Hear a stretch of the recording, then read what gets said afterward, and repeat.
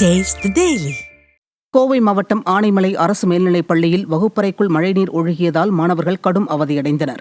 இந்த பள்ளியில் 10ஆம் வகுப்பு மாணவர்கள் பயிலும் ஓடுகள் வேயப்பட்ட வகுப்பறையில் மேற்கூரை சேதமடைந்ததால் திடீரென பெய்த மழை காரணமாக வகுப்பறைக்குள் மழைநீர் ஒழுகியது. பள்ளிக்கு வந்த மாணவர்கள் மழைநீர் ஒழுகி கிடந்த வகுப்பறைக்குள் அமர்ந்து பாடம் படிக்க முடியாமல் மிகவும் அவதியடைந்தனர்.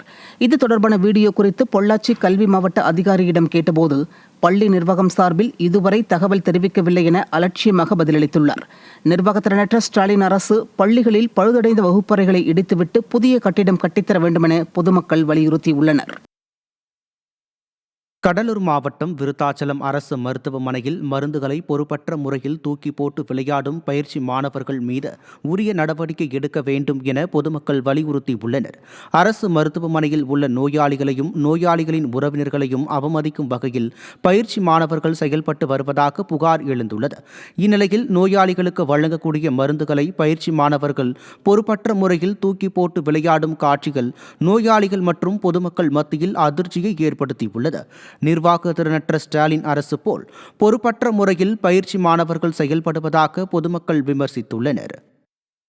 ஒகேனக்கல் காவிரி ஆற்றில் நீர்வரத்து வினாடிக்கு 10,000 கன அடியாக அதிகரித்துள்ளதால் அருவி பகுதியில் தண்ணீர் ஆர்ப்பரித்து கொட்டுகிறது. கபினி அணையில் இருந்து வினாடிக்கு 25,000 கன அடி தண்ணீர் வெளியேற்றப்படுவதால் காவிரி ஆற்றில் தமிழக எல்லையான பிலிகுண்டுலுவுக்கு நீர்வரத்து வினாடிக்கு 6,000 கன அடியில் இருந்து 10,000 கன அடியாக அதிகரித்துள்ளது.